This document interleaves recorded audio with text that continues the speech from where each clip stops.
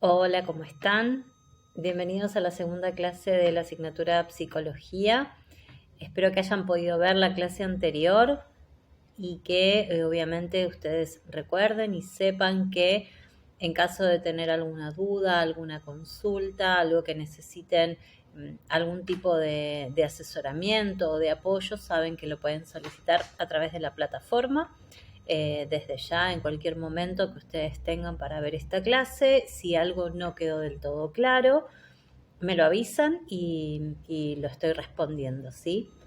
En la clase de hoy me gustaría que podamos pensar, en principio, el concepto de percepción y sensación, que podamos diferenciarlo, también que podamos pensar en el concepto de memoria, de qué se trata, qué tipos de memoria poseemos y cuáles utilizamos y cuáles son sus diferencias, y también, si llegamos, poder pensar ciertos conceptos en relación a la construcción de la identidad, el concepto de motivación, también pensar ciertos mecanismos de defensa que tenemos los seres humanos ante algunos hechos que tal vez nos generan angustia o frustración, ¿sí? Vamos a ver si llegamos a todos, y si no, hacemos un video aparte con estos mecanismos de defensas para que queden súper claros, ¿sí?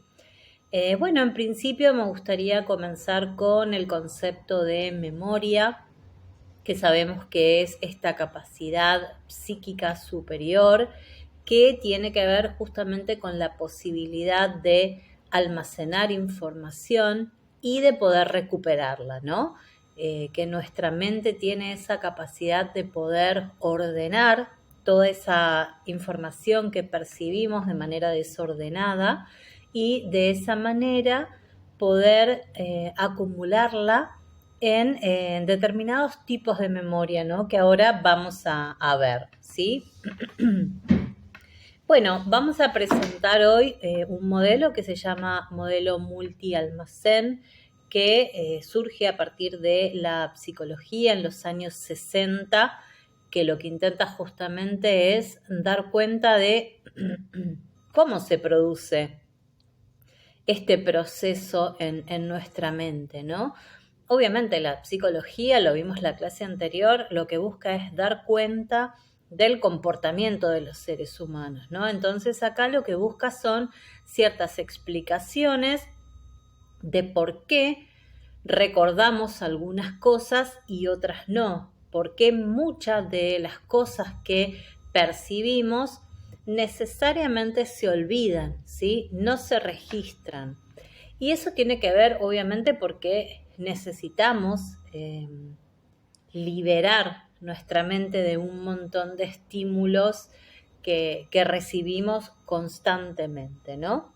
En este modelo modelo multialmacén van a hablar de la existencia de tres tipos de memoria: la memoria sensorial, la memoria a corto plazo y la memoria a largo plazo, ¿no? Y bueno, nos van a indicar que esta memoria sensorial tiene que ver justamente con que los seres humanos, con todos nuestros sentidos, vamos captando información del ambiente que nos rodea, ¿no? Información del exterior. Esa información pasa a la memoria sensorial y dura un segundo, ¿sí? El resto se va a perder, esa información va a quedar perdida, no la vamos a almacenar. Una parte de esa información, de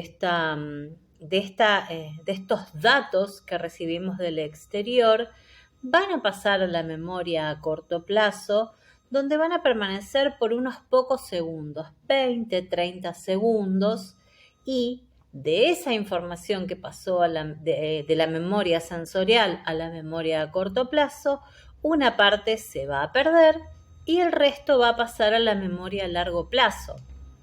Ya acá, cuando estamos hablando de memoria a largo plazo, estamos hablando de como otra especialización de la memoria, ¿no? ¿Por qué? Porque la memoria a largo plazo no solamente va a guardar la información así como la recibe, sino que lo que va a hacer es interpretarla, organizarla. Sería algo así como comprimirla, agruparla de acuerdo a ciertas clasificaciones y comprimirlas justamente para que no nos ocupen demasiado lugar.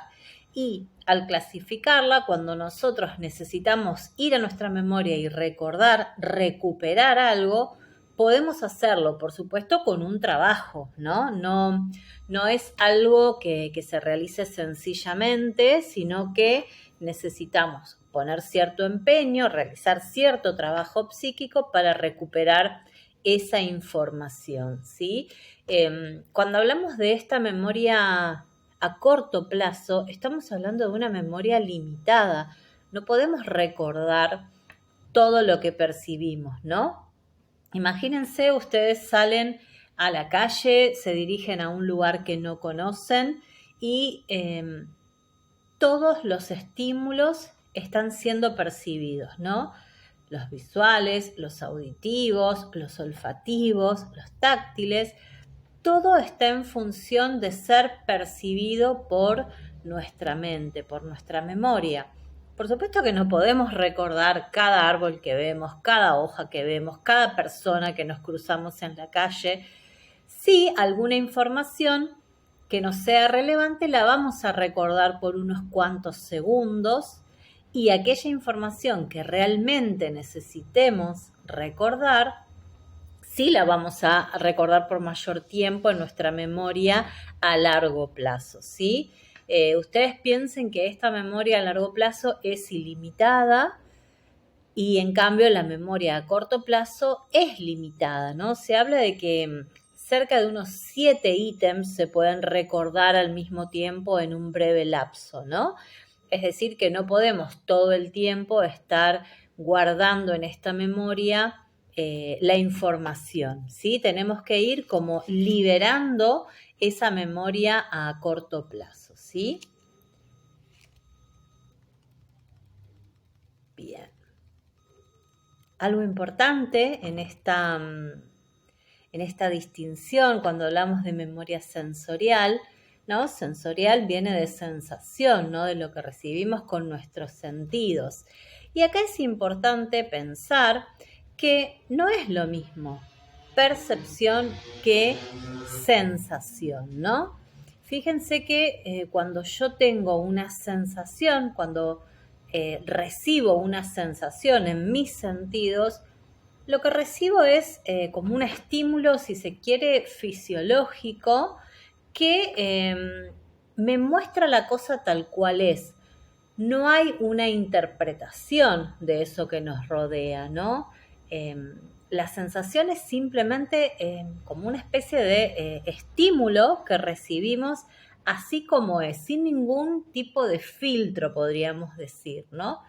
En cambio, cuando hablamos de percepción, ya estamos hablando de otro proceso, un proceso que es psicológico y que lo que va a hacer es otorgarle un sentido a ese estímulo que recibimos, ¿sí? Le da un sentido al mundo que nos rodea, tanto al mundo externo como al mundo interno. Piensen, por ejemplo, yo estaba recién dándoles como demostración de un proceso de memoria, ir a conocer un lugar nuevo, ¿no? Posiblemente vamos a tener distintas sensaciones, es decir, vamos a oler algo, vamos a ver algo, vamos a escuchar algo y posiblemente lo que vamos a percibir sean esos estímulos que estén relacionados, que guarden cierta relación con nuestra historia, ¿no? Se me ocurre ir a un lugar y ver un determinado tipo de construcción, por ejemplo, que nos hace pensar en, no sé, la casa de nuestra abuela, que nos hace pensar en el pueblo donde nacimos, que nos hace pensar en algo que vimos en un viaje que nos gustó y que le guardamos un especial afecto, o, por ejemplo, olemos algo, no sé, se me ocurre el olor a tierra mojada, el olor a una comida, que está sucediendo en alguna casa y que nos lleva automáticamente a nuestra infancia o, como les digo, a cualquier momento de nuestra vida, pero que tenga como cierta familiaridad con eso que estamos viviendo, ¿no? Y ahí es donde digo que esta percepción es darle un sentido al mundo, ¿no? Es esa puerta como la puerta de mi abuela, ese olor a sopa como me hacía mi madre, ese árbol igual que había, no sé, en mi viaje a Mar del Plata, ¿no? Bueno, esto tiene que ver con el sentido de las cosas que nos rodean, ¿no? Y obviamente tiene que ver con que estamos recordando una determinada casa, un determinado árbol, un determinado aroma. Todo eso tiene que ver, ¿no? Como en esta interrelación entre sensación, percepción, atención, memoria. Fíjense que lo que me va a llamar la atención posiblemente sea aquello que guarde relación con esto que estábamos hablando antes, ¿no? Con estas cosas familiares, ¿no? Existen, de hecho, muchas teorías, pero en particular dos, o como dos grandes grupos de teorías en relación a la percepción, que tienen que ver con las teorías que son más bien innatistas, es decir, que lo que van a decir es que lo que percibimos los seres humanos va a estar como determinado o influenciado por la herencia genética, ¿no? Va a decir que nosotros percibimos aquello a lo que nuestra carga genética nos orienta a percibir, ¿no?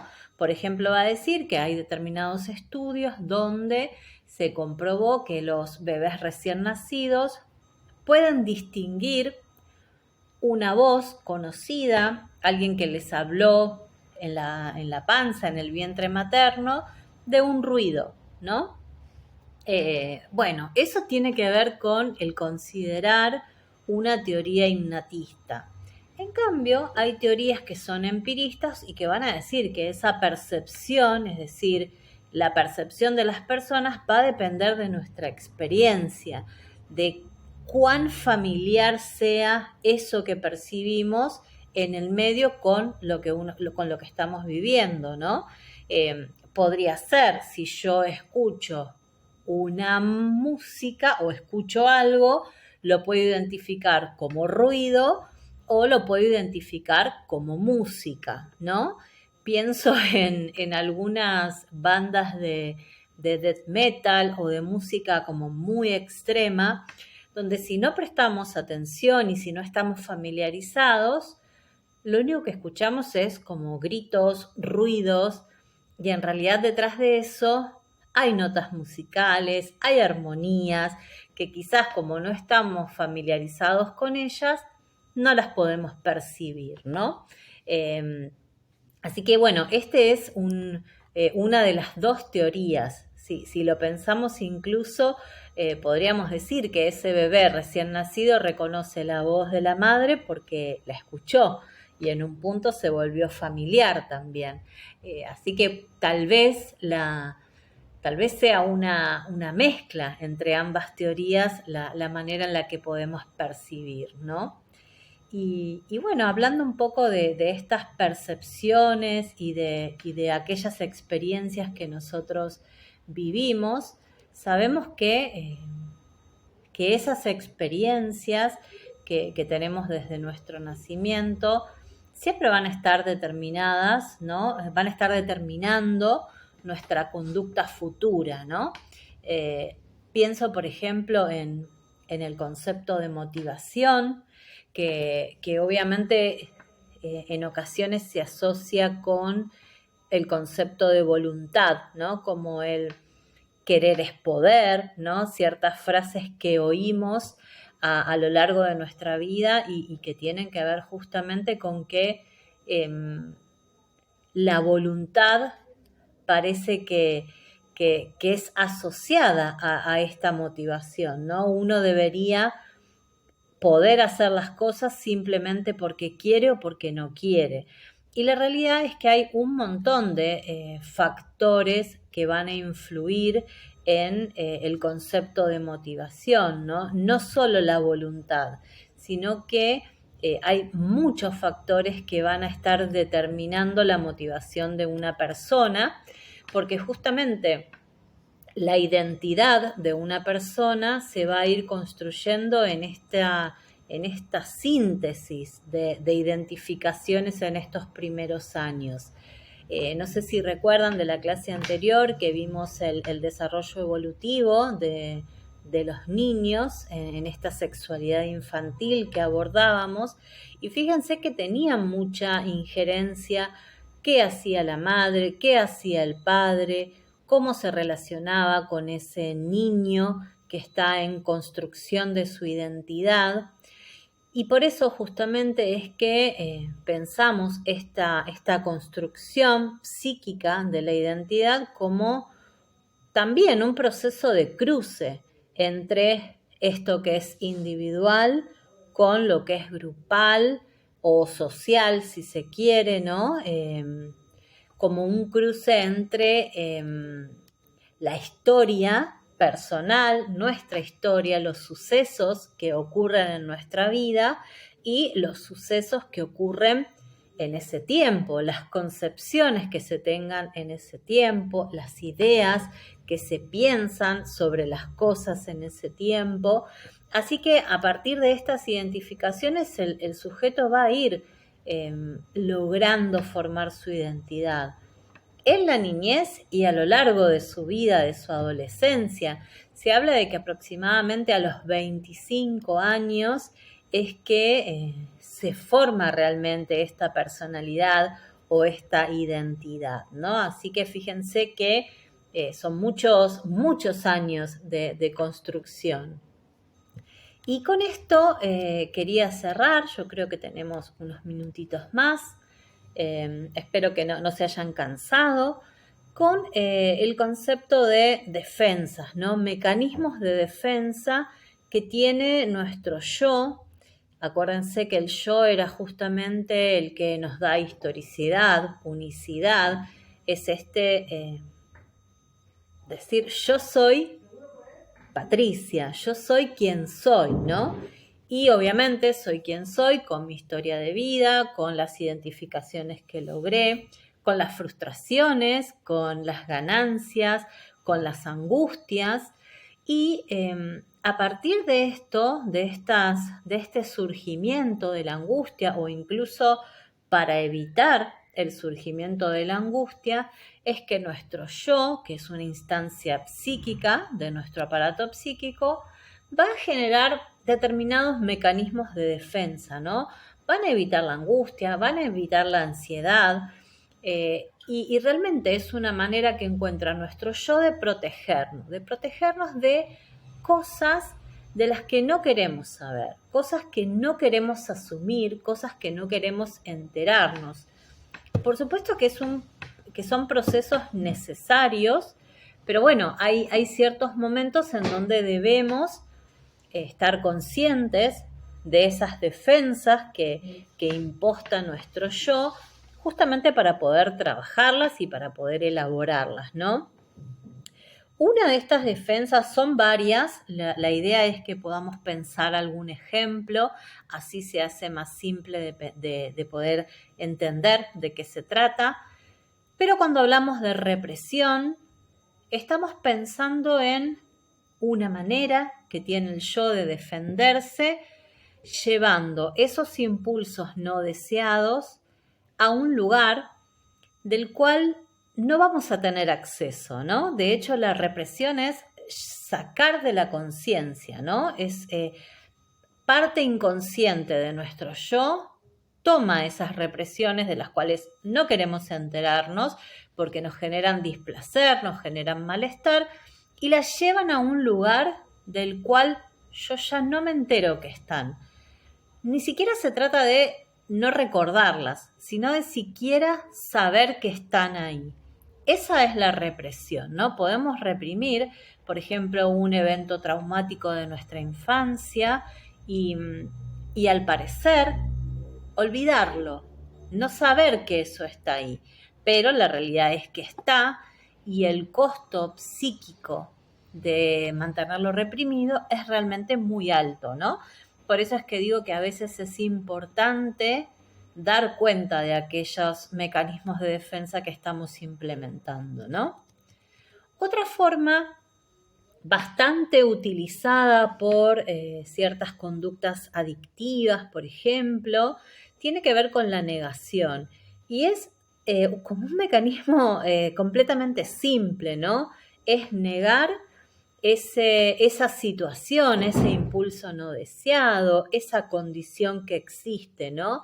Sería como una persona que está desayunándose un whisky y sin embargo te dice, no, yo no soy alcohólica, ¿no? Y cuando uno lo observa, desayuna whisky, almuerza con vino y cena nuevamente con whisky y vemos que está teniendo una conducta destructiva. Sin embargo, su mecanismo de defensa es, no, yo no soy alcohólico, simplemente me gusta tomar de vez en cuando, ¿no?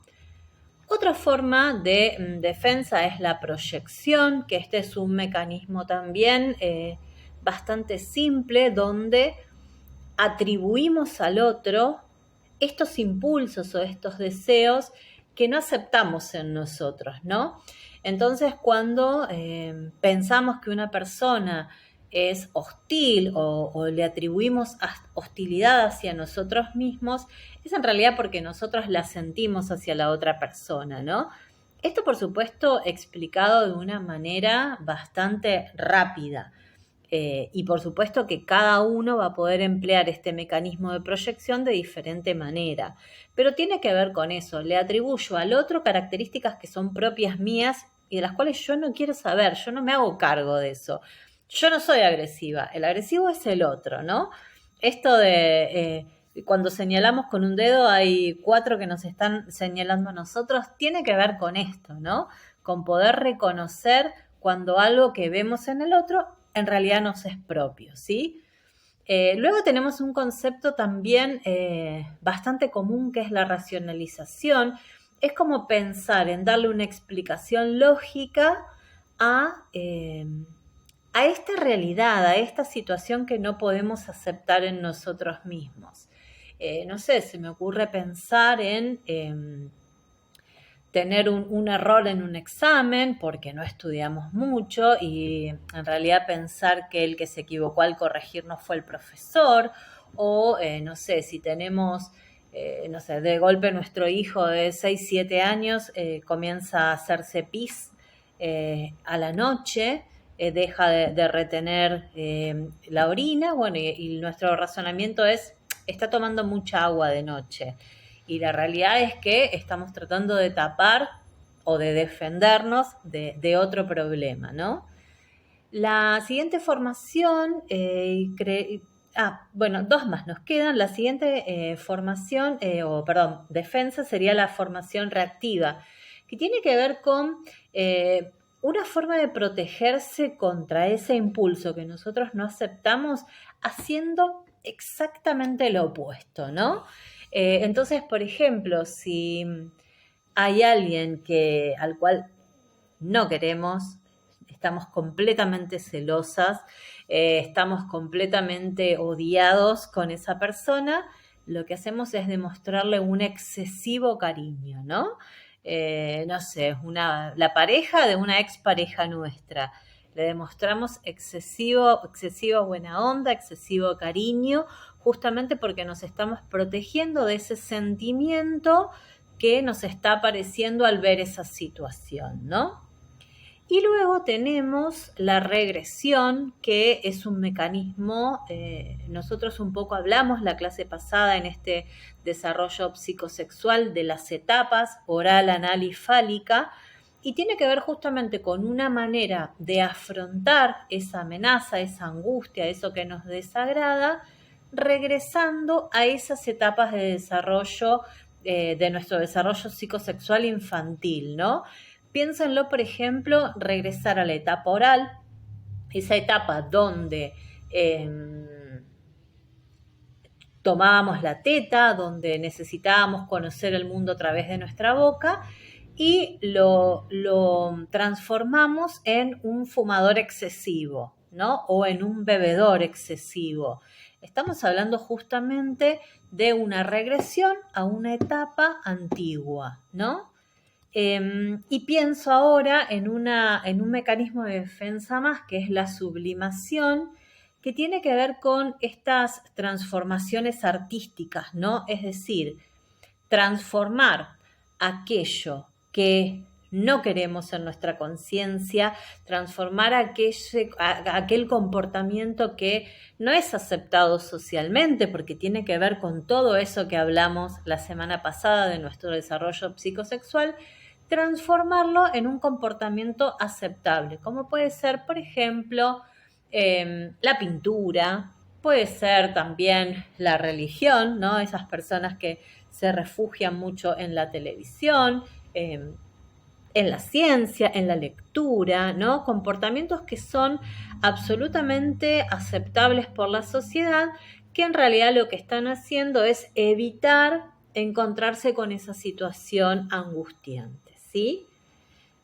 Bueno, yo dejaría acá por hoy porque vimos un montón de conceptos. Repasamos, vimos el concepto de memoria, el concepto de atención, el concepto de percepción, de sensación, vimos las teorías de la percepción y vimos los mecanismos de defensa, ¿sí? Cualquier duda que tengan, saben que me pueden encontrar a través del campus y cualquier consulta que ustedes necesiten evacuar es bien recibida. Bueno, les mando un beso, que estén muy bien. Chau, chau.